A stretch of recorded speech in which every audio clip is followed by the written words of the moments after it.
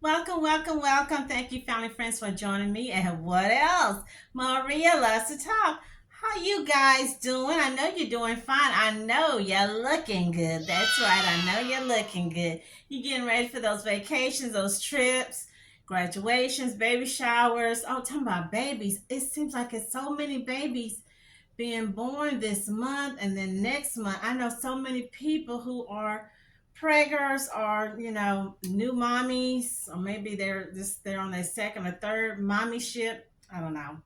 But you have a lot to talk about now. We're not talking about perfumes, we're not talking about snacks or soda pops.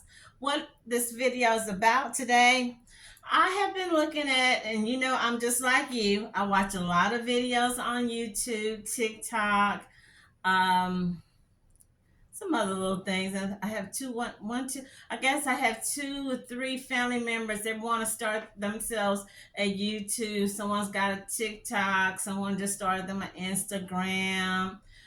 Okay, so moving on to what I'm talking about today. There's been so much going on in the news, I can't keep up.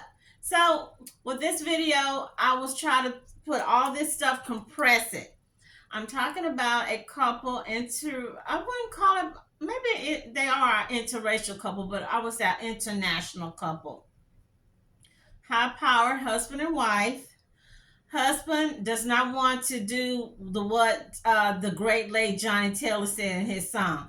Guys, it's cheaper to keep her. He says it's cheaper to get rid of her. So we're going to talk about that. We'll also talk about a couple of YouTubers I've been looking at, and I'm thinking, wait, this must be.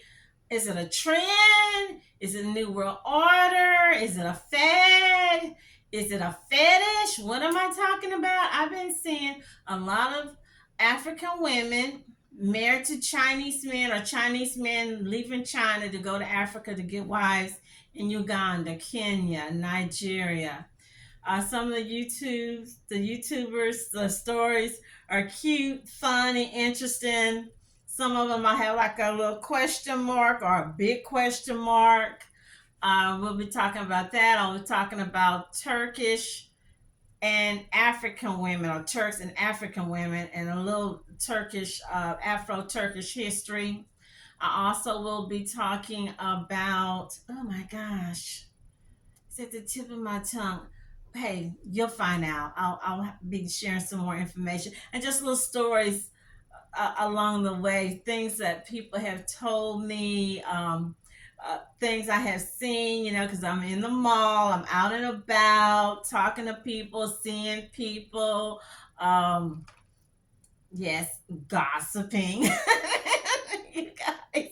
So, hey, without further ado, you know the drill. Go get you some snacks. Come on back. Let's get into this video, you guys. Okay, this story is from Kron, Kron 4. A cheaper way to get rid of her. Attorney sentenced in murder for hire plot. So this dude he's an attorney. He's a professional man. And this is current, April 27, 2024. San Francisco. A wealthy attorney. He's wealthy, you guys. He's got money. Was sentenced in San Francisco courtroom this week for hiring someone to murder his ex during a contentious child custody dispute. I don't know what it is about those child custody, or when the people split up. It makes people who used to be sane, used to be normal, it just makes them go buck wild crazy with hate, and just, they're just out to get each other. They're just out to tear each other apart. Okay, so his name is Alan with an A. Gessen, Gessen. He's 49. He looks older. Yeah, I went there. Was sentenced to serve 120 months in prison for paying an undercover FBI agent $50,000 in exchange for murdering the mother of his young children. So he has two kids with this lady. So this says United States Attorney Ishmael Ramsey said the 10-year sentence was handed down by U.S. Northern District of California Judge Jacqueline Scott Corley. And Jessen's original plot against his estranged partner was to bribe immigration agents to deport to deport his ex back to her home country. Okay, so like I said, that I don't know where he's from. He does. I don't want to sound messy, but well, I'm just gonna keep that thought to myself. Neither one of them look American to me. Gessen believed that he could get full custody of his two children if their mother was deported, investigators said. Gessen initially agreed to pay the undercover FBI agent $100,000 to accomplish the bribery and deportation scheme. Gessen explained he could justify the expenditure because he would pay more in child support if his former partner remained in the United States. I'm telling you, you girls, y'all gotta watch these jokers. They don't want to pay child support. They want to get jiggy with it. And when the baby comes, they don't want no responsibility or accountability, even if you're married to them. At the time, Gessen was an attorney licensed in New York. In the summer of 2022, Gessen met with an undercover FBI agent on two occasions. So he knew what he was doing. He could have backed off. He knew what he was doing. First in Boca Raton, Florida, and then again in New York City. During the meetings, Gessen explained that he was embroiled in years-long legal battle over custody of their son and daughter. Their kids are young. Their kids are not preteens or teenagers, so they must not even have been married that long. Jessen's objectives quickly transformed from bribing an immigration official to deport his former partner to hiring someone to delete her. Gessen resolved to murder his former partner because it was a cheaper way to get rid of her and was a more permanent solution. So he didn't want to do what Johnny Taylor said. Johnny Taylor said, y'all need to stay with your wives. Pastor John Hagee of Cornerstone Church in San Antonio said, you dudes, y'all need to say yes, how yes, yes, ma'am, yes. You're supposed to say yes. You're supposed to obey your wife and do what she asks you to do, okay? Okay, at the meetings and through a series of encrypted electronic messages, Gessen initiated plans to commit crimes utilizing the undercover FBI agent's connections. Gessen gave the agent a target package containing details about the ex, including her photograph, social media accounts, home address, you guys, boyfriend, and friends, vehicle, and lifestyle, court records show. Gessen agreed to pay $25,000 deposit and had the remaining $25,000 be due after her murder was completed. The trial evidence established that Gessen wired a total of $23,000 to an FBI undercover bank account in San Francisco. I was wondering why they was having the hearing in San Francisco. Gessen also sent to the undercover FBI agent a written agreement containing a promise to pay for phony consulting services as a method to disguise the true nature of the funds. Oh my gosh, here's my little dogs fussing. They're jealous of each other. A federal grand jury indicted Gessen in the summer of 2022, charging him with one count of murder for hire. The case was prosecuted by the Corporate and Securities Fraud Section of the U.S. Attorney's Office. Gessen was ultimately convicted following a one-week trial at the federal courthouse in San Francisco. I'm thinking about those Rice-A-Roni commercials. Do y'all remember those little Rice-A-Roni commercials? Okay, so getting back to this Joker, he looks just like that little, I don't know what that little man is called in Despicable Me, but he looks just like that man. Okay, so they're not saying here, but the woman's from Zimbabwe. I wish they would have, oh my gosh, these little babies. I wish they would have said more, and I'll try to find it. How long, when did they meet?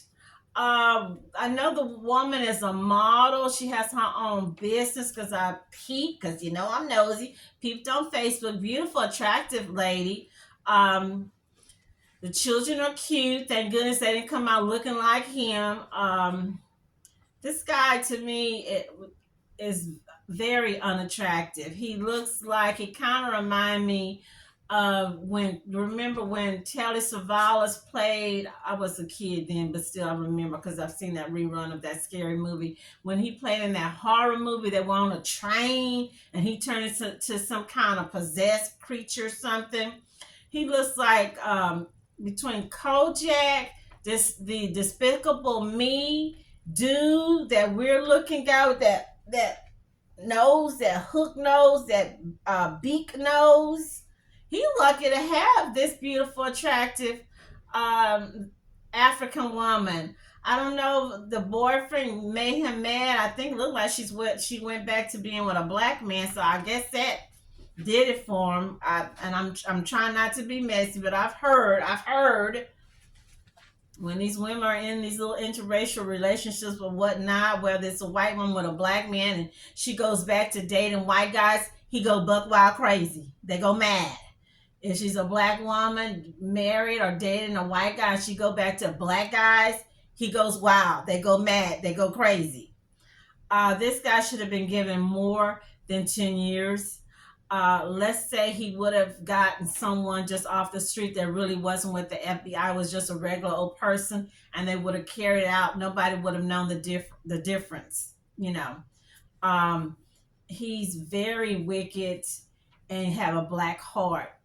It's bad enough he's ugly, but then he's got a black evil heart. And you women, these women like this, I'm not going to call her a divester or a swirler. They need to be very careful when they get in hooking up with these people thinking that, oh, I'm going to get, with whoever. I don't know. I'm just going to make up something. I'm going to get with the Russian. I'm going to get with a Jewish guy. I'm going to get with an Italian guy. I'm going to get with a Swedish guy. And my credit rating is going to go up. I'm never going to have a migraine. I'm never going to have PMS. My children are going to be perfect. I'll never get stopped by the police. My eyelashes will be always perfect. My skin will be flawless. I will never be past 10 pounds overweight. They have this thing, this attitude that the grass is greener on the other side. And you guys, the grass is not greener on the other side. And as women, we're supposed to be 2 steps, 5 steps, 10 steps ahead of our man, of our husband, of our lover. We're supposed to have discernment of the mind, the spirit, and the heart. She should have been able, maybe she did see that he was a loser. That's why she was trying to get away from him.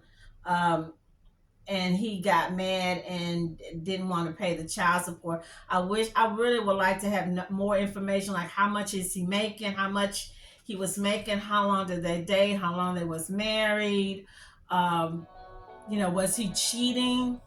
I kind of think allegedly he possibly was either cheated on her or he was abusive towards her. So I'm just glad, prayers go out to this lady and her family, that she was able to rid herself of him. And the FBI agent did an excellent, superb job.